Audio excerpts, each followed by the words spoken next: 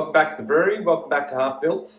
Today, just a quick little update, 2026, welcome, Happy New Year. I hope you had a great end of year celebration, if you celebrate. For me, I had Christmas at Mum and Dad's, Christmas at the in-laws, great day, both days, but ended up catching gastro somehow. So I have not been well the last couple of weeks.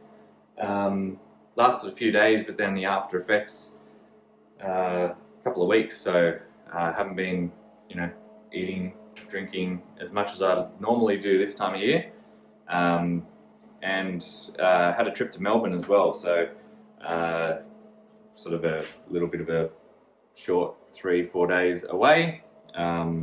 Did some detecting down in Victoria, metal detecting, and spent some time out in Melbourne.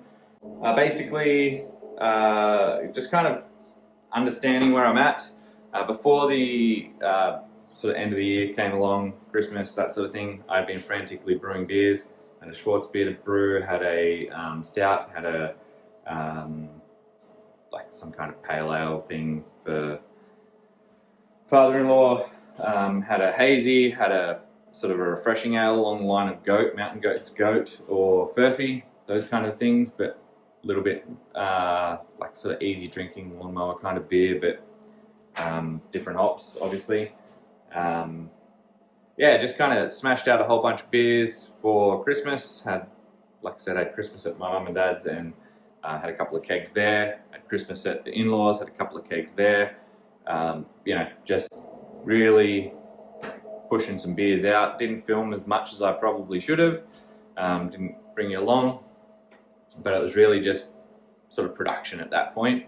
Just needed to get it in, get it out. Had a lot of other stuff going on. I actually had a whole pile of concrete, about 150 square meters, 160 square meters of concrete poured. That's for a veranda around a house, a massive outdoor area that we're looking to build. That's going to take me quite a while, a lot of time and effort going into that over the next 12 months. Sort of once we get it started, it should happen pretty quick, but just kind of trying to find the trades, trying to communicate what the deal is, picking up parts. We've got to drive all over the place. I'm not paying shipping on a few rolls of building wrap to get out here, so I'll go pick it up. And it's specific products that we're using, hard to find. But anyway, so that's going to be a little bit of what's going on in the year with the building side of things. There's a lot of renovations happening, a lot of changes happening to the house, so that's going to take a bit of time, a bit of effort, and I will be filming some of it, so it'll go up on the channel. Won't necessarily be like me doing the work. It'll probably be updates about what's next, what's happened, that sort of thing. Got a bit of a outdoor kitchen bar kind of build that I want to do. That's probably going to take a couple of videos worth of design, and take you through the design and layout and things like that. Pizza oven going in from Melbourne Firebrick Company as well. This has been a long time coming. Like we've been buying stuff like the pizza oven. Bought that a couple of years ago. It's been sitting in the shed ever since. In terms of brewing, got the HERMS rebuild I need to get back into. Need to make some changes. I've done some sort of mocked up some valves, how it's gonna work.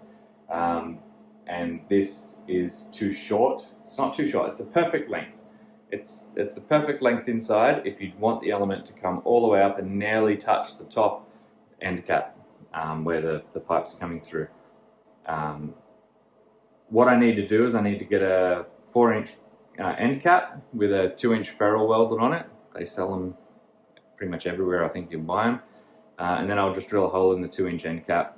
That'll allow the element to sit up and have about, I don't know, inch and a half of gap before it touches the top. That lets me have my water pretty full, but not in a spot that's going to boil over. So just a little bit of boil over protection there. What else is on this year? I want to have a look at my Glycol G20 chiller.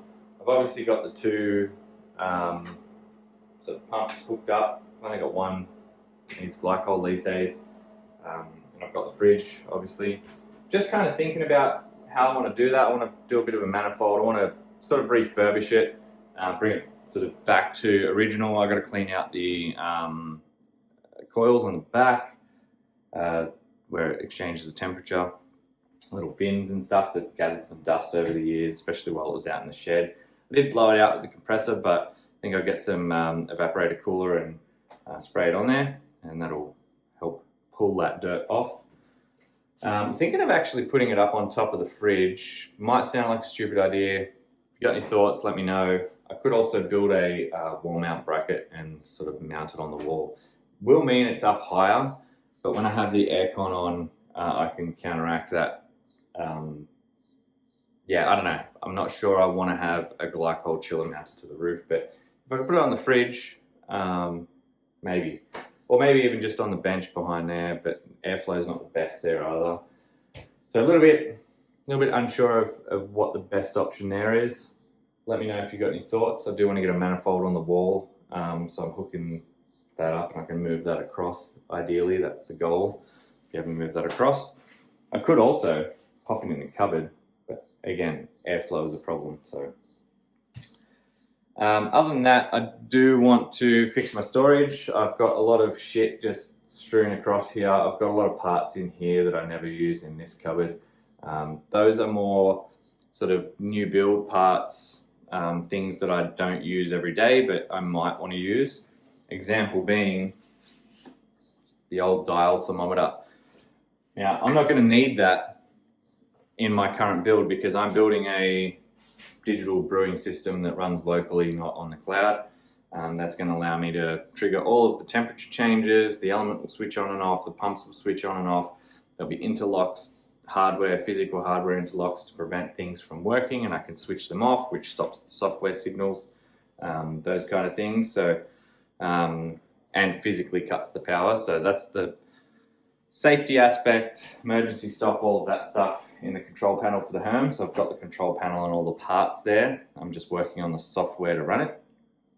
Decided to just run the control triggers in the controller, and then I will have over here I'll have the control panel, which is basically just a computer and a browser, and it will access the local server, and that will allow it to communicate with that device. So they'll both be hard mains wired, mains powered. The computer will just talk to the digital device, the controller in the box, and it will that will trigger the signal to the like the relays and things like that. So I've got a contactor, I've got a relay, I've got the ESP device. It's ESP based. I just need the electrician to hardwire the DIN rail and take the things out to the main buses for the low voltage. It's a fair bit that will go into that. Keen to show it actually, and what you'd probably think, and it's way overkill for what I need, but I want to move away from Brewfather, I want to move away from wrapped recipe. I just want something that's completely local. I'm not having to go online to some website. I just bring it up, it's instantaneous. It runs really well because it's on a device locally, and it manages all the way from ingredients through to tap list. That's the goal. Obviously, to get the brew session to run with partial automation, like mash temp steps, that kind of thing, I need to have recipes, which needs to have mash profile. That's kind of the goal for this year, get that finished. That'll going to take me about 12 months to build that software. I'll get it to the point where I can run my HERMS setup reasonably quickly, probably the next 3 months. But I won't be running the HERMS setup until then. So until then, I am going to brew like sort of how I've been brewing. With brewing, next couple of beers, I've got a beer I've been working on for the last 8 years. It's called Ale Under the Mountain. It's kind of a dark, mild, dark ale, English kind of vibes, maybe Scottish vibe more so. I think the problem I've been having with it is that it needs nitro. So I've now got nitro set up in the house. So there's 2 beers I want to focus on early this year. That is a sort of a something reminiscent, probably going to give me shit for this, something reminiscent of the Tetley Smooth Flow. That's a beer that I've smashed a lot of in the past, and it'd be great to have something like that on tap. And also this Ale Under the Mountain, I've got the flavour in my mind of what I want it to taste like, just trying to get that into the glass. I've made very, very, very many iterations of this over the years, and it's getting close. But I think the nitro might help, and I'm going to just make some other changes first. Do a double batch, keg of CO2, keg of nitro. Similar to the stout. We'll see how we go. Also, I'm going to calibrate this, temperature calibrate. I have a feeling it's a couple of degrees out, or maybe a degree out. I've been getting a bit of over attenuation lately in the beers, so when I'm targeting, you know, sort of a 68.5 degree mash, you're not expecting it to attenuate down to like 10.06. So it's getting quite down there. The malts I'm using aren't like the Atlas malt from Voyager. That attenuates a lot. So if I'm using that, I know I'm going to have a very highly attenuated beer. But I'm getting a lot of attenuation, and I think it's the temperature calibration. So I could just bump it up to 70, but that's not really accurate. I want to record the right temperature. One of the other things, I mentioned storage. I want to clean all this out, get rid of the stuff that I'm not using into boxes, store that somewhere outside of this room, make sure I'm using the most of the available storage. One thing with my labware, glassware, I want to have a draining rack. So that may end up on the side here, sidewall next to the sink, so I can just drain back out into the sink. Or it could end up in a removable container underneath and mount on this side of the wall here, or this side of the wall here. That's probably more likely. That's probably more likely as well than behind me there. I do like this storage, but I do want something a little bit more. So I'm going to get the 3D printer out. I'm going to sort of design up some storage based on what I need, for what I need, the parts I need, things like that. Then, yeah, we'll get into it and get it sorted. I want to build something into that, like mount that on the wall.